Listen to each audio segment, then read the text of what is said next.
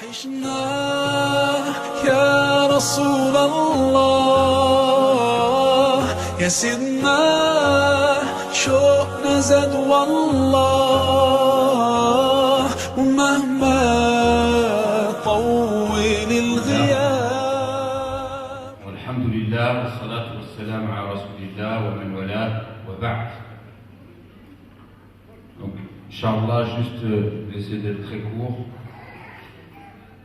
de vous faire un petit rappel sur le Ramadan, comme il approche à grands pas. Et après, il y aura notre grande sœur Nassima Prudor qui viendra prendre la suite, Inch'Allah. Alors, le Ramadan arrive à grands pas. Et chaque année, on a l'occasion de vivre ce mois exceptionnel. Et ma'al asaf shadid, avec beaucoup de regrets, on s'aperçoit que chaque année, c'est les mêmes réflexes qui s'emparent de nous. Le mois de Ramadan, très souvent, on a tendance à le vivre un peu comme une répétition. On vit un peu les choses de la religion comme des simples répétitions. Et la répétition, souvent, elle est synonyme de lassitude. Or, que ce soit le Ramadan, ou bien que ce soit, par exemple, le rappel d'Allah, lorsqu'Allah nous demande de dire 33 fois Subhanallah, 33 fois Allahu Akbar, 33 fois Alhamdulillah après la prière, en réalité, ce n'est pas des répétitions. C'est comme lorsqu'on prend un caillou et qu'on jette ça dans un endroit où il y a de l'eau. Il y a un premier cercle qui est fait, qui va donner naissance à un deuxième cercle plus grand, qui lui-même va donner naissance à un troisième cercle plus grand.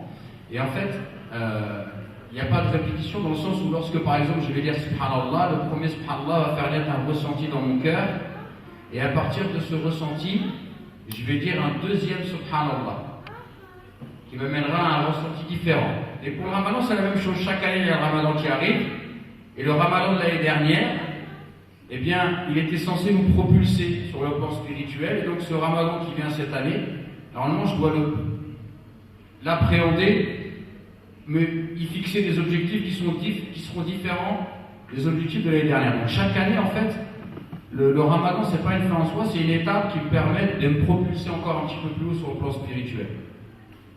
Et là, subhanallah, on voit que les musulmans, chaque année, il y a le Ramadan qui arrive et ils ont les mêmes réflexes. Alors, tout à l'heure, notre sœur en a parlé, la bouffe, la nourriture. Chaque année, le Ramadan arrive et on entend les gens dire ah, le Ramadan il arrive, il faut que j'aille faire les courses pour préparer les gâteaux du Ramadan. Les gâteaux du Ramadan, j'ai tellement entendu ça que je me suis dit que dans les livres de jurisprudence, j'allais trouver Bab Halawiyat Ramadan, chapitre des gâteaux du Ramadan. L'impression que si vous ne faites pas ça pendant le mois de Ramadan, vous n'aurez pas fait de Ramadan. Hein, ça devient complètement hystérique. Pendant le Ramadan, il faut qu'on fasse tout ce qu'on a dans nos gastronomies respectives, hein, le semaine, le bref, etc. Et les gens s'occupent l'esprit avec ces considérations. On est arrivé à un tel point que le Ramadan devrait être le mois dans l'année dans lequel on mange le moins, et c'est devenu le mois dans l'année dans lequel on cuisine le plus et on mange le plus. Donc ici, il y a une contradiction totalement... Laisse-le, Inch'Allah, laisse-le, viens. Viens, Habibi, viens. Faut pas tomber, viens. Allez. Ça, je te dis, viens, t'as peur, tu t'en vas. Viens. Donc ça, c'est le premier réflexe qui est un réflexe extrêmement mauvais. Le Ramadan doit être le mois dans l'année dans lequel on cuisine le moins et dans lequel on mange le moins. Je me rappelle avoir eu l'occasion d'aller manger chez différents professeurs, chiites, etc., au Maroc, en Mauritanie, et notamment des gens qui faisaient la prière de Tarawih. Et je me rappelle un jour, après un long voyage, donc vous savez, les taxis, vous êtes plusieurs, etc., on avait super faim, on avait jeûné, on est arrivé auprès d'un chef qui nous a accueillis chez lui, et pour rompre son jeûne, il n'y avait que des dates sur la table, un verre de thé qui pour nous était imbuvable, un verre de thé, on ne savait pas si c'était du thé ou du café, et il avait une espèce de soupe à base de blé, enfin un truc tout bizarre, et lui il a bu un verre de thé, sa soupe tout bizarre, il a mangé 3 dates et il nous dit attends, on va à la mosquée. Et en plus, comme la mosquée elle était loin, on a marché pendant une demi-heure pour aller à la mosquée. Et il a fait tout le tarawih, et après on est rentré chez lui pour dormir. On pensait que, eh bien, que le soir il allait nous poser quelque chose à manger, il n'a rien eu à manger, il va dormir. Et subhanallah, aujourd'hui, à l'époque, je vous parle de ça il y a une quinzaine d'années, aujourd'hui en fait je m'aperçois que le ramadan ça doit être ça en réalité. Et on est sorti du cadre de ce que c'est que réellement manger. À la base, manger c'est simplement pour enlever la faim. Nous aujourd'hui, manger, à chaque fois qu'on veut manger, on veut que ce soit une fête. On n'accepte pas l'austérité dans la nourriture, de manger toujours les 2-3 mêmes aliments. À chaque fois qu'on veut manger, il faut que ce soit la fête, il faut que ce soit cuisiné, etc., etc. On mange en quantité astronomique. Alors que vous trouvez des textes où, comme Omar dit que Allah il déteste les savants obèses. Le prophète nous a demandé de diviser notre estomac en 3 si on souhaite manger. Et en fait, on s'aperçoit que on est sorti de ce cadre-là, on est tellement sorti de ce cadre-là que même pendant le mois de Ramadan, eh bien, même le mois de Ramadan, c'est devenu je me prive toute la journée pour que le soir ce soit la fiesta. Donc c'est dramatique. Deuxième chose, deuxième réflexe, pour certains, quand le Ramadan arrive, ce que j'appelle moi le Ramadan des vampires, ou le Ramadan des chauves-souris, je vous laisse choisir le qualificatif qui vous convient, c'est ceux qui vont se programmer à dormir une grande partie de la journée et toute la nuit, il va veiller. Et l'année dernière, dans ma ville, j'ai croisé une élue du conseil municipal de la mairie qui est venue me voir, qui m'a dit Monsieur Mounir, on ne vous voit pas le soir dans la salle qu'on a prêtée aux musulmans. Alors, dans notre ville, il n'y a qu'une seule association musulmane, c'est la nôtre. Donc je dis quelle salle? Je dis non, si, j'y suis tous les soirs, on fait la prière. Mais non, pas celle-là, l'autre. Je dis quelle autre? Elle m'a dit la salle qu'on ouvre là, où ils jouent aux cartes toute la nuit. Donc il y avait un groupe de musulmans qui avaient demandé une autre salle, et en fait ils vont là-bas, ils font du thé, ils fument des clubs toute la nuit, ils jouent aux cartes, ils jouent au domino, etc. Donc voilà, certains pour le Ramadan c'est ça, c'est toute la nuit je veille, d'accord, et la journée je dors. Et pour d'autres, le mois de Ramadan, c'est ce qu'on appelle les Ramadaniens, Ramadaniyoun, الذين يعبدون رمضان ولكن يعبدون الله إلا في شهر رمضان. C'est ceux qui vont adorer Allah que pendant le mois de Ramadan. وبعد هذه المناسبة العظيمة يتركون العبادة ويتركون الصلاة وربما يتركون القرآن.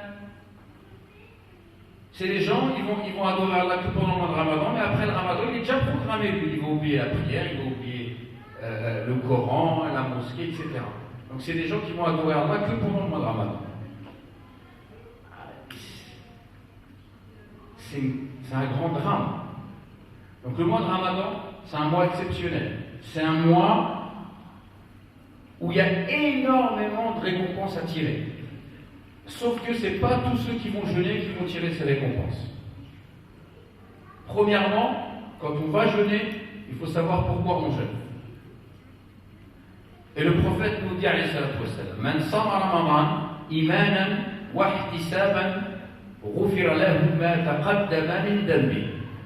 Le prophète nous dit alayhi salatu wassalam, quiconque jeûne le mois du Ramadan, imanan wa ihtisaban, ce sont deux conditions. Tous ses péchés antérieurs lui seront pardonnés. Donc le prophète n'a pas dit celui qui jeûne le mois de Ramadan aura ses péchés pardonnés. Il a dit celui qui jeûne le mois de Ramadan, imanan wa ihtisaban. Et ces deux mots-là, ils sont extrêmement importants. Premier, iman, avec foi, avec conviction. Al-iman wa tasdiq. La foi, c'est le fait de rendre véridique, de confirmer des informations qui viennent d'Allah subhanahu wa ta'ala. Donc je jeûne, pourquoi je jeûne? Est-ce que je jeûne parce que je suis un arabe et que les arabes jeûnent? Est-ce que je jeûne parce que je vais suivre les gens dans mon quartier qui jeûnent? Est-ce que je jeûne parce que dans ma famille, de toute façon, ils vont tous jeûner? Est-ce que je jeûne parce que c'est la chouma, je ne vais pas manger devant les gens pendant qu'ils jeûnent? Ou alors est-ce que je jeûne parce que je considère que c'est une adoration? qui a été rendu obligatoire par Allah subhanahu wa ta'ala. Et que cette adoration-là qui est obligatoire, si je ne la fais pas, je commets un grave péché. Et que cette adoration, certes, elle est une obligation, mais Allah ne m'oblige que des choses qui sont bonnes pour moi. Et en vérité, j'ai tout intérêt à jeûner. Est-ce que je jeûne parce que je sais que ça vient d'Allah subhanahu wa ta'ala et que le jeûne c'est une occasion unique? Je ne jeûne pas parce qu'Allah a besoin de mon jeûne. Je jeûne parce que c'est moi qui en ai besoin. Je jeûne parce que je sais que c'est moi le Coran qui a révélé. Donc je vais honorer cette descente du Coran, être reconnaissant envers Allah Azza wa Jal, en délaissant un petit peu la nourriture du corps et en me tournant vers la nourriture de l'âme et du cœur. Imanan wa ihtisaban. Ihtisaban, c'est-à-dire je jeûne et j'espère en tirer des bienfaits.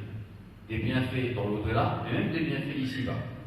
Je vais jeûner, et là vous avez un mois pour revivifier votre attachement à Allah Azza wa Jal. Vous avez un mois pour revivifier vos adorations.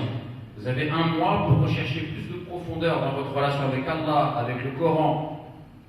Vous avez un mois pour essayer de vous améliorer dans votre prière. Imanan wa ihtisab. Donc voilà pourquoi il faut jeûner. Il faut jeûner parce que je sais que ça vient d'Allah, ça vient d'en haut. Et je suis motivé, je m'y suis préparé avant même que cela arrive, je suis déjà en train d'y penser. Ensuite, comment jeûner? Comment il faut jeûner? Imam Abu Hamid al-Ghazali rahimahullah, Hujjatul Islam, قسم الصيام على 3 أقسام. L'imam Abu Hamid al-Ghazali il a divisé les jeûneurs en 3. Il a dit صيام خاصة، صيام العامة، صيام العامة، صيام الخاصة، صيام خاصة الخاصة. Il a dit il y a le jeûne des gens en général, gens de la masse. Pas beaucoup cette expression, mais on pourrait dire ça. Le jeûne des gens en général, des gens du commun. Le jeûne des gens de l'élite et le jeûne de l'élite de l'élite. Alors, comment on peut différencier? Le jeûne de la masse, qu'est-ce que c'est? C'est quoi? C'est ceux, pendant le ramadan, ils vont délaisser la boisson, la nourriture, les rapports intimes avec leurs épouses ou avec leur époux, mais ils vont s'arrêter là. Est-ce qu'ils vont essayer de s'occuper de l'adoration d'Allah un peu plus, ou est-ce qu'ils vont chercher à délaisser les péchés, etc. Non, pour eux, le jeûne, ils ont réduit le jeûne au délaissement de la nourriture, de la boisson et des rapports intimes. Est-ce qu'ils essaient de maîtriser leur langue pendant le mois de Ramadan? Pas plus que les autres jours. Donc ça, c'est le jeûne des gens de la masse. Le jeûne des gens de l'élite, c'est Yamul Khassa. Ça, c'est des gens, comme les premiers, bien évidemment, ils délaissent le jeûne, ils délaissent la boisson, la nourriture, les rapports intimes. Mais par contre, qu'est-ce qu'ils font de plus? Ils délaissent Yaturkun al-Ma'asi. Ils délaissent la désobéissance à Allah Azza wa Jalla. Donc pendant le mois de Ramadan, ils sont extrêmement vigilants à ne commettre aucun péché. Péché du cœur, péché de la langue, péché avec les yeux, péché avec le corps. Ils essaient de délaisser toute forme de désobéissance à Allah Azza wa Jalla et ils sont extrêmement vigilants. Donc ils contrôlent leur langue. Donc ça c'est Siyamu Am. Pas besoin de vous faire un dessin pour vous expliquer que le jeûne de ces jeunes-là est mieux que les premiers. Donc à votre avis, et je vous pose la question, le jeûne de l'élite, qu'est-ce qu'ils ont de plus? Oui.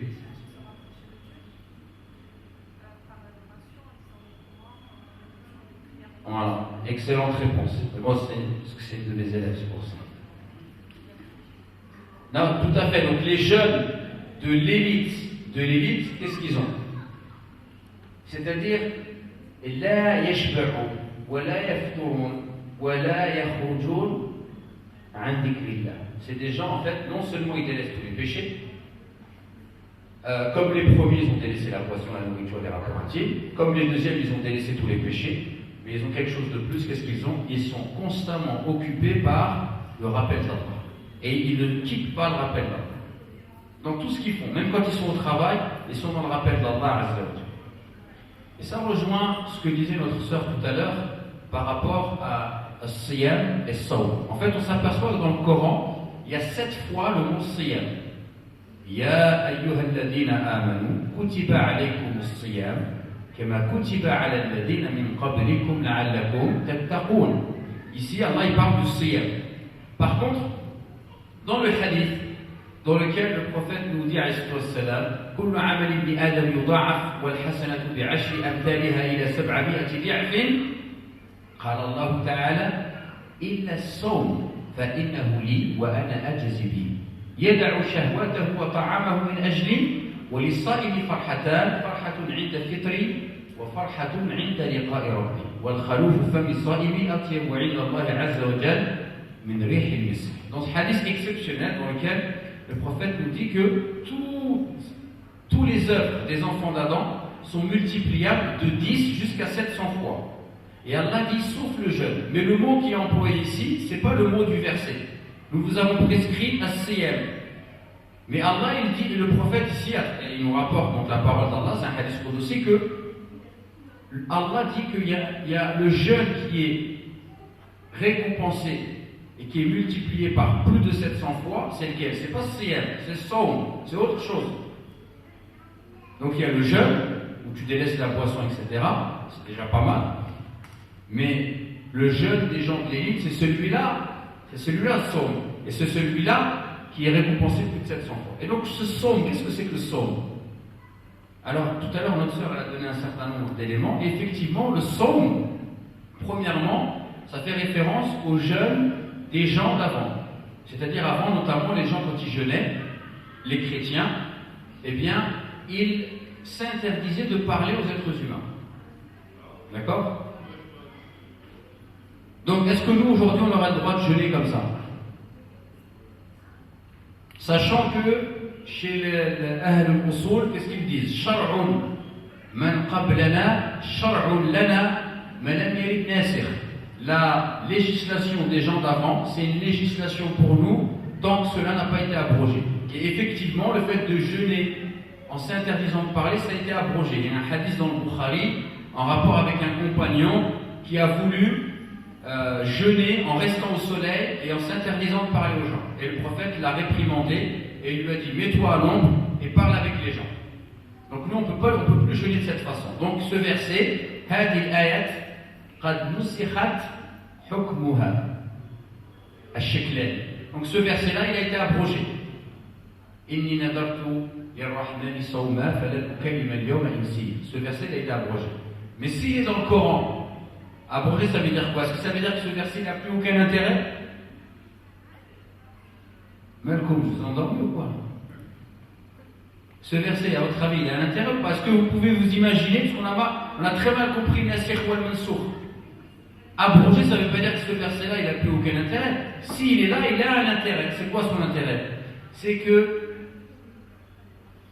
ce verset-là, il nous explique le sens véritable du jeûne.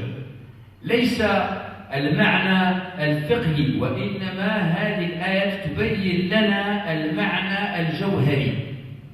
Ce verset-là, Allah l'a laissé dans son saint livre parce qu'il nous explique le sens spirituel du jeûne. المعنى الروحاني هو المعنى الجوهري. Le sens spirituel, c'est ça le véritable sens du jeûne. Donc ce verset-là, où il y a Maryam qui dit, où Allah il lui dit de dire, en faisant des signes aux gens qu'elle ne peut pas leur parler parce qu'elle jeûne, eh bien, ce verset-là, il vient nous montrer, qu'est-ce qu'il vient nous montrer? Il vient nous montrer le sens spirituel du jeûne. C'est quoi le sens spirituel du jeûne? Elle dit, Inni nadartu lirrahman. Et ici, le lam, en arabe, on appelle ça lam ou l'ikhtisas. C'est-à-dire que Maryam, en fait, qu'est-ce qu'elle a fait? Elle dit, elle montre aux gens qu'elle s'est complètement tournée vers Allah et elle a délaissé les gens. Tarakat al-bashar. Qad ikhtassat billahi azza. Elle s'est réservée exclusivement pour Allah. Et d'ailleurs, ce qu'il est extrêmement important à comprendre de ce verset, c'est qu'en fait, Maryam, elle vient d'accoucher de Isa. Et donc maintenant, elle va, cet enfantement miraculeux, elle va devoir aller voir des gens. C'est une vierge, elle va ramener un bébé. Qu'est-ce qu'ils vont dire les gens? Surtout les rabbins de l'époque qui lui font que des problèmes, ils vont lui dire t'es une fornicatrice. Et donc elle est inquiète de cela. Et Allah il la rassure, il lui dit t'inquiète pas. Mange les dattes, bois de l'eau, relaxe-toi. Et pour les gens, t'occupe pas des gens. Dis-leur que toi tu es occupé avec moi, parce que tu jeûnes, et moi je vais m'occuper d'eux. Et donc ici, c'est ça le sens spirituel du jeûne, c'est-à-dire que le jeûne, c'est pour nous rappeler qu'on doit d'abord s'occuper d'Allah Azza wa Jal. Et que si on s'occupe d'Allah Azza wa Jal, Allah il va s'occuper de nous dans le dunya. Et nous aujourd'hui, qu'est-ce qu'on fait très souvent? Sous prétexte qu'on essaie de s'occuper de notre dunya, eh bien on a oublié Allah Azza wa Jal. Alors que c'est le contraire. Le croyant, qu'est-ce qu'il fait? Il sait que s'il s'occupe d'Allah, eh bien Allah il va s'occuper de lui dans le dunya.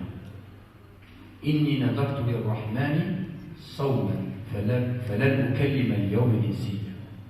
Et voilà le sens spirituel du jeûne. Et donc le jeûne qui a énormément de récompenses, c'est le jeûne quand on fait l'effort d'arrêter la boisson, d'arrêter la nourriture, d'arrêter les rapports intimes, mais également d'arrêter les séries télévisées stupides. Nous au Maroc, là, ils nous ont fait Wahad Moussib al-Kihla. Il y a une mode, tous les mois de Ramadan, il y a les séries télévisées les plus débiles qui existent dans l'histoire de l'humanité. Et les gens sont tous comme ça. Ils ont jeûné toute la journée pour se mettre devant des séries débiles. Et c'est la mode. Pendant le Ramadan, éteignez la télé. Laissez la télé. C'est le moment où justement on peut essayer de se sortir de ce piège. Donc le jeûne du mois de Ramadan, c'est le jeûne où on essaie de se réserver exclusivement vers Allah Azza. On essaie de se tourner vers lui. Et on essaie de s'occuper d'esprit avec lui. Et on essaie de revenir vers le Coran. On essaie d'améliorer la qualité de notre prière. Et on essaie de faire ça en famille. On essaie de faire ça en famille. De mettre justement cette ambiance spirituelle à la maison. En variant les plaisirs. J'invoque Allah, je lis du Coran, j'écoute une conférence, je fais du khair. On prépare un ftour, aussi modeste soit-il, et je vais y inviter des gens. Par exemple, il y a beaucoup de convertis à l'islam. Des fois, ils n'ont pas d'endroit où aller jeûner, mais je vais dire, tiens, tous les soirs, tu vas jeûner avec moi. Tu vas pas rompre le jeûne avec moi. Quelqu'un ne peut pas aller à la mosquée, un de mes voisins, je dirais, tous les soirs, tiens, viens, je t'amènerai moi à la mosquée, Inch'Allah.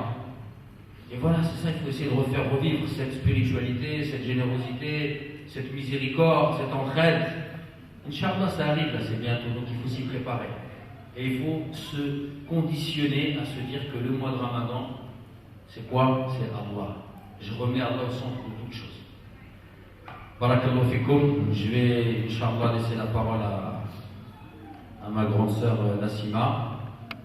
Et quant à moi, je vous dis Barakallahu fikoum et à très bientôt, Inch'Allah. Et passez un bon mois de Ramadan.